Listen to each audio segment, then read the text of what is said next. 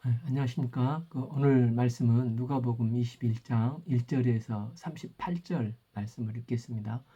요절 27절 그때 사람들이 인자가 구름을 타고 능력과 큰 영광으로 오는 것을 보리라.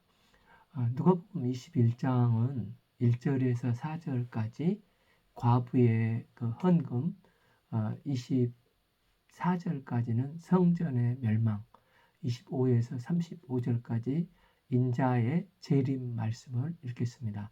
예수께서 눈을 들어 부자의 헌금함에 헌금 넣는 것을 보시고 또 어떤 가난한 과부가 2렙돈을 넣는 것을 보시고 지난 시간 20장 47절에서 서기관들에 의하여 사회적 소외 계층인 과부들이 약탈당하는 사실이 언급이 되어 있었습니다.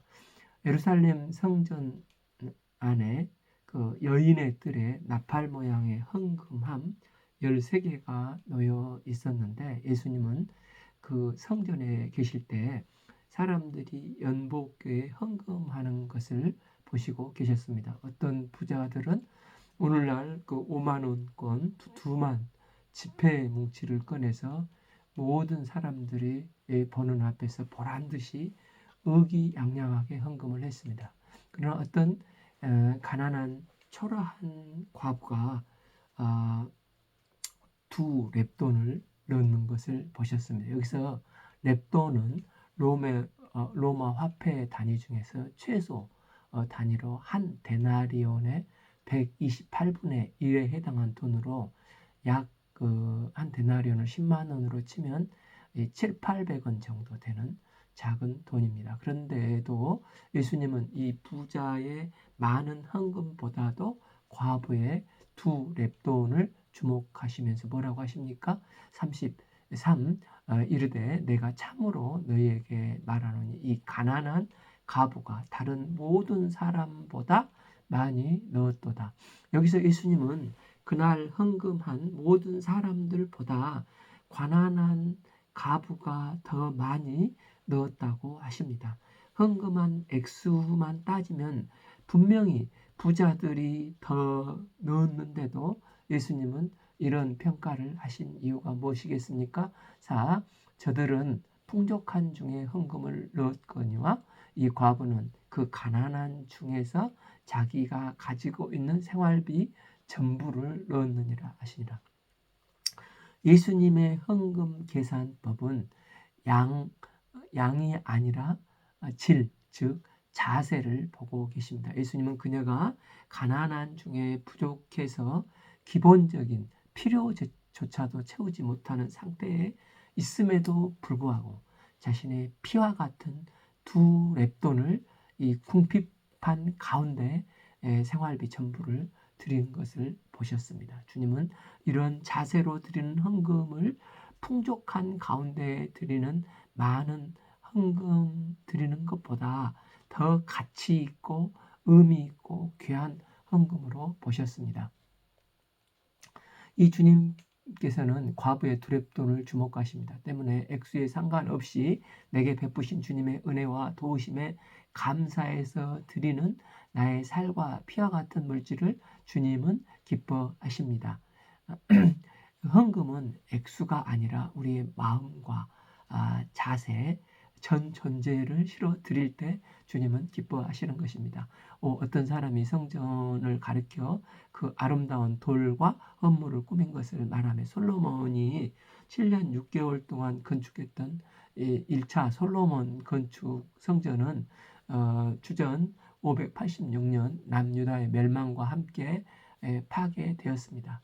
또 바벨론에서 돌아온 유대인들이 스룹바벨 총독을 중심으로 스룹바벨 성전을 재건했습니다. 본문 헤롯 성전은 BC 20년 이두메인이었던 총리 안티파터의 아들 헤롯 대왕이 정치적으로 한편으로는 유대인들과 이 종교 지도자들의 환심을 얻어서 정치를 하고자 하는 마음도 있었고 또 로마에게 잘 보여 로마 사람들이 좋아하는 양식으로 거기에 걸맞게 스룹바벨 성전을 다시금 리모델링해서 엄청나게 확장해서 무려 70여 년 동안 성전을 지은 게 헤롯 성전이지 않습니까? 헤롯 성전은 북쪽 길이가 314, 남쪽이 280m, 동쪽이 469m로서 대단한 성전을 지었습니다. 유대인들은 이 성전에 대한 자부심이 대단했습니다. 예수께서 이르시되 너희 보는 것들이 날이 이르면 돌 하나도 돌 위에 남지 않고 다 무너뜨려지리라. 이 예언은 AD 70년 티토 장군에 의해서 성전이 철저히 파괴됨으로 성취되었지 않습니까? 돌 사이에 실제 금이 숨겨졌다고 해서 로마 병사들이 돌 하나도 남기지 않고 다 무너뜨렸다고 합니다. 이렇게 화려하고 웅장한 성전이 돌 하나도 돌 위에 남지 않고 다 무너뜨리라, 이 심판의 말씀을 듣고 제자들이 충격을 받고 놀랐습니다. 그래서 7. 그들이 물어 이르되 선생님이여, 그러면 어느 때에 이런 일이 있겠사오며 이런 일이 일어나려고 할 때에 무슨 징조가 있겠습니까? 그리고 그때를 알리면 그때 징조를 알아야 하겠는데 어느 때 이런 징조, 즉 예루살렘 파괴의 징조가 있겠느냐고 물었습니다. 이 누가복음의 종말 강화가 이 마가복음 13장이나 마태복음 24장과 다른 점은 마태, 마가의 경우는 성전을 떠나는 중에 말씀을 주시는데 누가의 종말 강화는 공적인 강화로 예수님의 성전 가르침에 절정을 이루고 있습니다. 또한 예루살렘의 멸망 문제를 인자의 재림과 분리하여 집중적으로 다루며 마태, 마가보다 누가는 훨씬 상세하게 기록을 하고 있습니다. 때문에 학자들은 누가가 역사적으로 예루살렘 멸망이 AD 70년에 이루어졌는데 눈앞에 무시무시한 멸망이 시시각각 다가오는 것을 보고 누가복음을 기록했을 것으로 추측을 하고 있습니다. 이제 예수님은 내일 저녁이면 고난과 십자가의 죽으심과 부활승천 재림의 길을 가셔야 합니다. 그런데 제자들은 예수님의 길을 지금까지 전혀 이해하지 못하고 거기에 대한 인식이 전혀 없습니다. 그저 예수님이 예루살렘에 입성하셨으니 이제 드디어 메시아가 되는 것보다 그러면 누가 자청령이 되고 우청령이 될 것인가, 이게 들떠 있었습니다. 예수님은 제자들의 신앙 수준을 너무나 잘 아십니다. 그럼에도 제자들의 질문에 직면하신 예수님은 그들의 제한된 이런 질문에 대한 대답도 해주시면서 그것을 출발점으로 해서 제자들에게 예루살렘의 멸망의 관심을 종말을 구분하시면서 균형 있게 종말과 재림에 대해서도 설명을 해 주시고 계시는 것입니다. 예루살렘 성전이 멸망하게 될 때 어떤 징조가 있게 됩니까? 8. 이르되 미혹을 받지 않도록 주의하라. 많은 사람이 내 이름으로 와서 이르되 내가 그러하며 때가 가까이 왔다 하겠으나 그들을 따르지 말라. 거짓 메시아의 미혹이 있다는 것입니다. 성전 파괴되기 전 AD 66년에 로마 파토스 총독 때 드다라고 하는 거짓 선지자가 등장해서 요단강을 갈라지게 하겠다면서 많은 백성들을 미혹을 했다고 요세푸스는 기록하고 있습니다. 그의 기록에 의하면 또한 103명이나 자신이 그리스도라고 주장을 했었다고 하는 얘기도 있습니다. 예루살렘 멸망 이후에 자칭 그리스도라 하는 자들이 많이 일어난 것입니다. 그러니까 사도 바울이 이런 그들에게 계속 이런 일들이 일어나니까 데살로니가 후서 2장 2절 영으로나 또는 말로나 또는 사도들에게 편지를 받았다 하는 편지로나 주의 날이 이르렀다고 해서 쉽게 마음이 흔들리거나 두려워하지 말자다 한다고 강력하게 경고를 하고 있습니다. 예수님은 예루살렘 멸망 전에 이런 일이 있을 것을 분명히 경고하신 것입니다. 9. 난리와 소요의 소문을 들을 때 두려워하지 말라. 이 일이 먼저 있어야 하되 끝은 곧 되지 아니하리라. 10도 이르시되 민족이 민족을 나라가 나라를 대적하여 일어나겠고 10일 곳곳에 큰 지진과 기근과 전염병이 있겠고 또 무서운 일과 하늘로부터 큰 징조들이 있으리라. 전쟁과 기근은 주 60, 주 60, 36년에 헤롯과 그 나바테 왕, 그러니까 그 헤롯의 아내, 원래 아내와 이혼을 했었던 그 아내의 문제로 인해서 왕과의 그 앙금이 있어서 2년에 걸쳐서 큰 전쟁이 있었고 또 그곳에 큰 폭동들이 일어났습니다. 기근과 진지는 이 클라디우스 황제 때 AD 46년경에 사도행전 11장 28절에 큰 기근과 흉년이 있을 것이다. 아가보가 예언한 대로 있었습니다. 또 지진은 팔레스타인 전 지역에 67년 에루살렘 멸망 3년 전에 큰 지진이 있었고 또 사도행전 16장 바울 신라가 감옥에 있을 때도 지진이 있었지 않습니까? AD 62년에 폼페이 화산 폭발을 하며 큰 지진이 일어났습니다. 이처럼 기근과 지진, 난리가 도처에 있을 것을 예언하셨는데 그대로 일어난 것입니다. 어쨌든 성전 파괴나 세상 끝이 다가오면 거짓 그리스도들이 출현하며 미혹을 하게 되고 전쟁과 국제적인 분쟁으로 난리와 난리가 나고 사회적인 혼란이 일어나고 기근이나 각종 자연재해 등이 일어나면서 이게 말세야 하는 분위기가 조성될 수 있다는 것입니다. 그런데 예수님은 9절 하반부 이 일이 먼저 있어야 하되 끝은 곧되지 아니하리라 분명히 말씀하고 계십니다. 여기서 9절에서 언급된 끝은 무엇을 언급할까요? 제자들은 언제 성전이 파괴되고 그때 징조는 어떤 징조가 있을 것입니까? 물어본 것인데 예수님은 1차적으로는 성전 파괴를 말씀하시고 그리고 종말의 마지막 심판과 겹쳐서 말씀하시면서 이중적인 관점에 1차적 성취와 2차적 성취의 관점으로 끝을 설명하고 계십니다. 그래서 AD 70년 성전 파괴되기 전에 이런 일들이 구체적으로 일어날 일들이라는 것입니다. 12. 이 모든 일이 전에 내 이름으로 말미암아 너희에게 손을 대어 박해하며 회당과 옥에 넘겨주며 임금과 집권자들 앞에서 끌려가려뇨. 여기서 회당은 유대인들의 핍박을 의미하고 감옥은 이방인들의 박해를 뜻합니다. 실제로 사도행전 4, 5장에서 사도들이 회당 앞에 끌려갔지 않습니까? 또한 사도행전 24장, 26장에서 사도 바울이 아그리파 왕과 벨릭스 총독, 베스도 총독 앞에서 끌려가는 사실에서 이 예언이 성취되어 가고 있지 않습니까? 또한 AD 63년에 로마가 이제 대화재 참사로 3분의 1이 불타버렸다고 하지 않습니까? 이 네로가 이 기독교인들에게 이 화재의 원인을 뒤집어 씌우면서 이로 인해서 그 AD 313년까지 수백 년 기독교의 박해가 시작되지 않습니까? 이런 박해 때 예수 믿는다는 것 때문에 사자밥이 되어 죽어가는 순간에도 그 누구도 아무도 도움의 손길을 줄 수가 없고 사자에 찍혀서 죽어가야 했습니다. 그러나 예수님은 오히려 이런 박해를 받을 때 복음이 증거되는 기회라고 말씀하십니다. 13. 이 일이 도리어 너희에게 증거가 되리라. 사도행전을 읽을 때 박해로 흩어진 디아스포라가 복음을 확장시키는 계기가 되었지 않습니까? 또한 극심한 박해 속에서 한 명의 순교의 피를 흘리면 1000명이 결신하여 주님께 돌아오게 되는 그래서 마침내 로마가 정복되는 일이 있지 않습니까? 14. 그러므로 너희는 변명할 것을 미리 궁리하지 않도록 명심하라.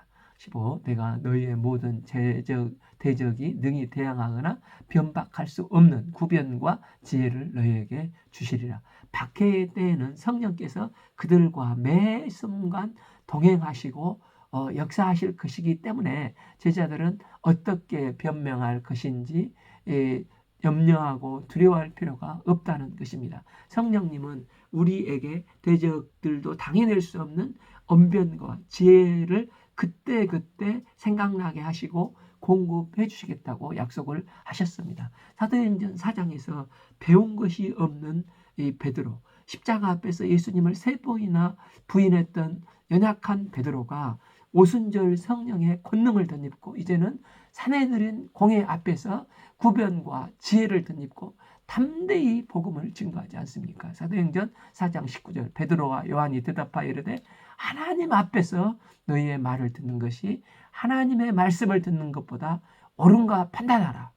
20 우리는 보고 듣는 것을 말하지 아니할 수 없다. 목숨을 걸고 복음을 증거하지 않습니까? 또한 박해 중에 가장 아픈 게 박해는 사랑하는 가족으로부터 받는 박해이지 않겠습니까? 16 심지어 부모와 형제와 친척과 벗이 너희를 넘겨줘 너희 중에 몇을 죽이게 하겠고 예수 믿는다는 것으로 불신자 가족의 분노와 실망은 정말 마음 아픈 일이 아닙니까? 하지만 주님은 이 문제에 대해서 조금도 물러서지 않으십니다. 예수님은 가족 관계보다도 복음을 우선순위에 두는 자세를 가져야 하는 것을 말씀하시고 심지어 가족 복음화를 위해서 예수를 믿는다는 것 때문에 가족 관계까지도 잠시 파괴되는 미움을 받을 수 있다는 것을 말씀하십니다. 그러나 주님은 분명히 약속하십니다. 17 또 너희가 내 이름으로 말미암아 모든 사람에게 미움을 받을 것이나 18 너희 머리털 하나도 상하지 아니하리라. 성도는 어떠한 미움과 박해 속에서도 하나님께서 지켜주실 것을 믿고 굳게 그 약속의 말씀을 붙잡고 환난의 때 끝까지 인내를 잃지 말아야 한다는 것입니다. 그러할 때 19 너희의 인내로 너희 영혼을 얻으리라.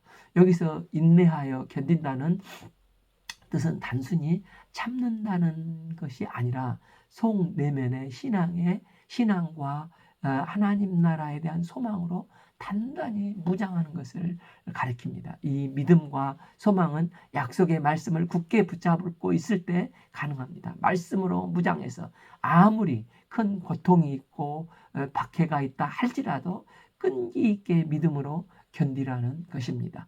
지금 내가 힘들어도 주님께서 약속하신 이 약속의 말씀을 붙들면 성령께서 반드시 나를 도우사 나는 반드시 일어설 거야. 반드시 주님을 기쁘시게 할 거야. 고백하면서 말씀을 붙들고 끝까지 견디라는 것입니다. 그러할 때 성령께서 반드시 도우시고 새 힘 주셔서 이겨내고 쟁취해 나가 영혼을 얻게 되는 승리를 주신다는 것입니다. 사도 베드로는 이런 일을 예견해서 베드로전서에서 말씀을 하고 있습니다. 베드로전서 4장 12절 사랑하는 자들아 너희를 연단하려고 오는 불시험을 이상한 일 당하는 것 같이 이상히 여기지 말고 13 오히려 너희 그리스도의 고난에 참여하는 것으로 즐거워하라. 이는 그의 영광을 나타내실 때 너희로 즐거워하고 기뻐하게 하려 함이라. 사도 바울도 로마 성도들에게 말했습니다. 로마서 8장 18절 생각한데 현재의 고난은 장차 우리에게 나타날 영광과 족히 비교할 수 없도다. 핍박과 극심한 박해 속에서도 부활의 산소망을 갖도록 격려를 하는 것입니다. 그러나 막상 박해와 환난을 당하고 힘든 일을 당하게 보면 너무 힘들다니까 힘드니까 자기 중심적으로 우리는 치우치기 쉽습니다. 그러다 보면 자기 유익을 위해서 서로 배반하게 되고 책임을 전가하면서 너 때문이야 서로 미워하면서 공동체가 분열되기도 쉽습니다. 그러나 우리는 이럴 때일수록 더욱 끝까지 말씀을 붙잡고 인내하며 믿음 위에 굳게 서야 하는 것입니다.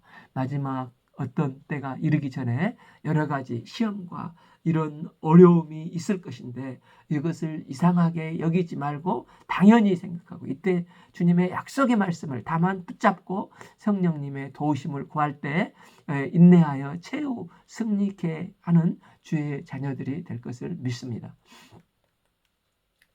20 너희가 예루살렘 군대들에게 에워싸는 것을 보거든 그 멸망의 때가 가까운 줄을 알라.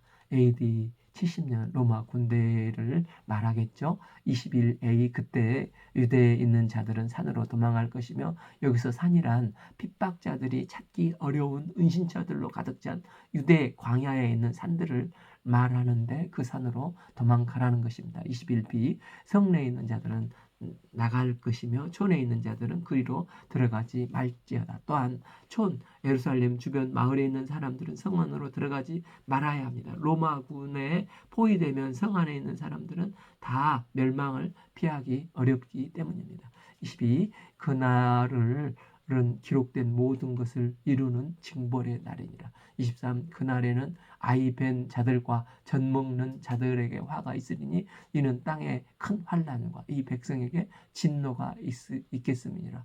아이에게 젖 먹이는 여자가 100가지 불러 있으면 얼마나 참 피난 가기가 불리한 조건이고 많은 적들에게 노출되기 쉽겠습니까? 그러면서 이제 마가는 예루살렘 멸망에 관한 묘사로 종교를 짓는데 누가는 그 이상을 부연 설명을 하고 있습니다. 24 그들이 칼날에 죽임을 당하며 모든 이방에 사로잡혀 가겠고 예루살렘은 이방인의 때가 차기까지 이방인들에게 짓밟히리라.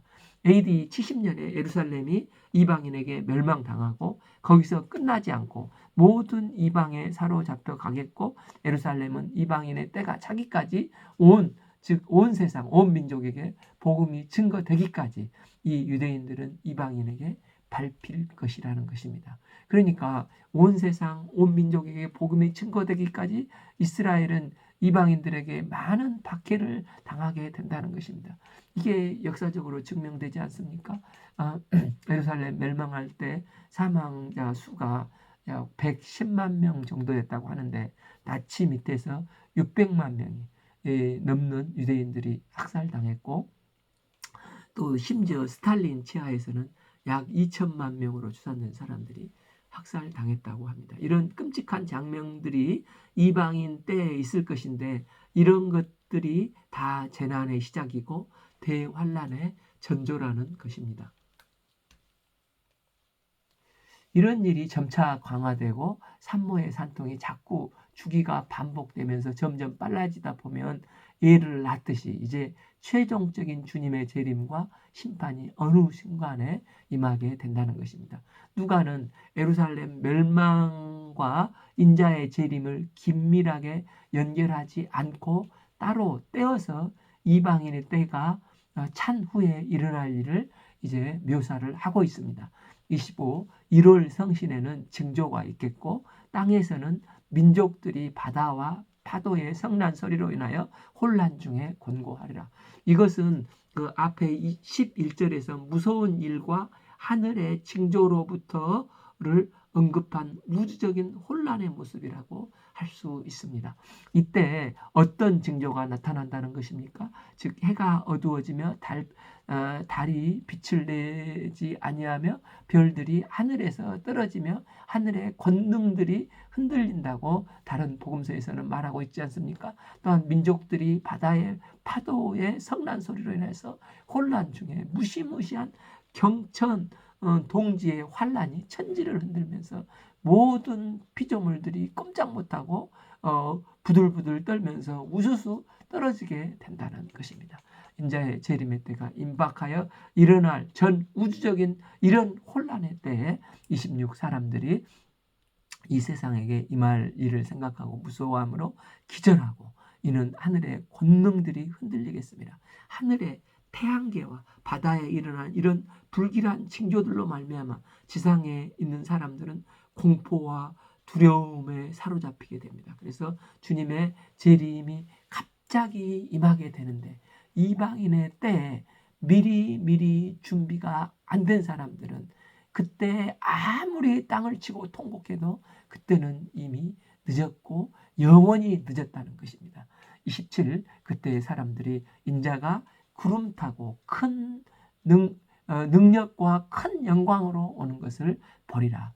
그때 주님은 모든 사람이 볼 수 있게끔 인자와 구름을 타고 능력과 큰 영광으로 초우주적인 모습으로 이 땅에 예수님은 재림하실 것이라는 것입니다.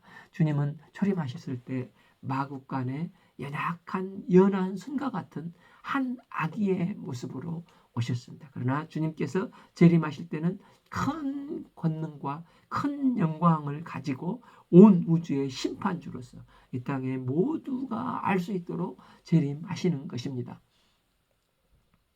그리고 어떠합니까? 28 이런 일들이 되기를 시작하거든 일어나 머리를 들라 너희 속량이 가까웠음이라 하시더라. 능력과 큰 영광 가운데 재림하신 인자 예수님은 그들의 속량 즉 구원을 완성하게 되십니다. 그때 생명책에 기록된 성도들은 이제 새하늘과 새 땅을 기대하며 하나님의 영광을 보는 가운데 고개를 들게 되는 것입니다. 그날은 믿는 자에게는 구원의 날이 되는 것입니다. 29 이에 비유로 이르되 무화과 나무 모든 나무를 보라 30싹이 나면 너희가 보고 여름이 가까운 줄을 자연히 아나니 무화과 나무를 보면서 가지가 연하고 잎사귀를 내면 여름이 가까운 줄 알듯이 이 땅 위에서도 주님이 이루시는 사인들을 보게 될 것입니다. 31 이와 같이 너희가 이런 일이 일어나는 것을 보거든 하나님 나라가 가까운 줄을 알라. 32 내가 진실로 너에게 말하노니 이 세대가 지나기 전에 모든 일이 다 이루어지리라. 이 세대는 그 헬라어로 게네아라는 말이지 않습니까? 이 족속, 가문, 후손, 세대, 동세대 사람들 다양한 의미로 이제 동시대 사람들 이렇게 다양한 의미로 번역이 가능한 단어입니다. 예를 들어서 게네아를 족속이나 민족으로 보는 견해는 유대 민족이 생존하는 기간으로 이제 해석이 되고 또 게네아를 한 세대의 동시대로 보면 모든 한 세대로 약 3, 40년 내에 이런 일이 일어날 것이라는 것입니다. 이렇게 보면 이 말씀은 예루살렘 멸망을 가리키는 말씀으로 예루살렘 멸망하기 전에 미혹, 난리, 전쟁, 기근이 일어날 것을 말씀하시는 것입니다. 그런데 여기서 이 세대가 지나가기 전에라고 말씀하시는 것은 예수님께서 이런 미혹, 환란, 지진, 전쟁 이런 것들이 너와 내가 살고 있는 이 세대 안에 완전히 성취되어 끝나버린다는 뜻만이 아니라 즉 이 세대 내에 반드시 이런 일이 발생하고 우리 세대 다음에도 또 다음 세대에도 일어날 수 있는 것을 밝히는 것이 되는 것입니다. 33 천지는 없어지겠으나 내 말은 없어지지 아니하리라. 그렇다면 너희 유대 민족이 살아있는 동안 너희 세대 유대 민족 그 다음 유대 민족이 존재하는 세대 동안에 계속해서 면면이 일어날 것이라는 것입니다. 즉 예루살렘 멸망 전에도 이런 일이 일어났지만 예루살렘 멸망한 다음 세대들을 이스라엘 백성들이 이방인들에게 붙들려가서 짓밟히게 되고 예수님이 재림하시기까지 이런 일들이 계속되다가 최후의 종말이 온다는 것입니다. 34 너희는 스스로 조심하라. 그렇지 않으면 방탕함과 술 취함과 생활의 염려로 마음이 둔하여지고 뜻밖의 그날의 덫과 같이 너희에게 임하리라. 35 이날은 온 지구상에 거하는 모든 사람에게 임하리라. 여기서 방탕과 술 취함은 현재의 즐거움과 쾌락을 취해 있는 육신의 정욕 안목의 정욕을 말을 합니다. 그러므로 너희는 장차 올 도적같이 덫과 같이 너희에게 임하게 되는데 너희는 장차 올 이 모든 일을 능히 피하고 인자 앞에 서도록 항상 깨어 있으라고 말씀하십니다. 주님께서 이런 것들을 마음을 그러니까 세상 것들에 마음을 빼앗겨 둔하여지지 않도록 스스로 조심하라고 말씀하십니다. 주님이 언제 오실지 모르니 뜻밖의 그날의 덫은 순식간에 걸리지 않습니까? 거기서 빠져나올 수 없는 상황에 거기서 걸려드는 것입니다. 그때 주님이 그렇게 오시기 때문에 항상 기도하며 깨어 있으라는 것입니다. 37 예수께서 낮에는 성전에서 가르치고 밤에는 감람원이라는 산에서 쉬시니 38 모든 백성이 이 말씀을 들으려고 이른 아침에 성전에 나가더라. 예수님은 예루살렘 입성하시자마자 성전을 청결케 하시고 계속해서 말씀을 가르치시고 백성들은 아침 일찍 그 가르침을 받으러 계속해서 나왔습니다. 이는 예수님은 새로 세워질 하나님의 성전인 주님의 교회도 끊임없이 말씀이 선포되고 말씀을 배우는 깨어있는 교회의 모습이 되어야 함을 보여주고 계시는 것입니다. 예수님의 제자들의 관심은 이제 주님이 일찍 오시든 늦게 오시든 일단 제자들이 할 일은 주님의 복음을 증거하는 일입니다. 이 이방인의 때가 지금 끝 무렵이 있는지 앞으로도 많이 남아있는지 모르지만 오늘을 사는 우리 성도들도 그때까지 열심히 주님의 복음을 증거하다가 그때에 주님의 재림하시면 좋고 내 때에 주님이 재림하시면 좋지만 또 안 하시면 내가 죽어서 주님 앞에 돌아가게 되는 것입니다. 우리가 영원한 천국을 사모하면서 이 땅 가운데서 항상 내가 서 있는 곳을 땅끝이라고 생각하고 기도하며 깨어서 영적인 싸움에서 승리하는 삶을 살 수 있기를 기도합니다. 오늘 말씀은 누가복음 21장 1절에서 37절 말씀을 읽었습니다. 감사합니다.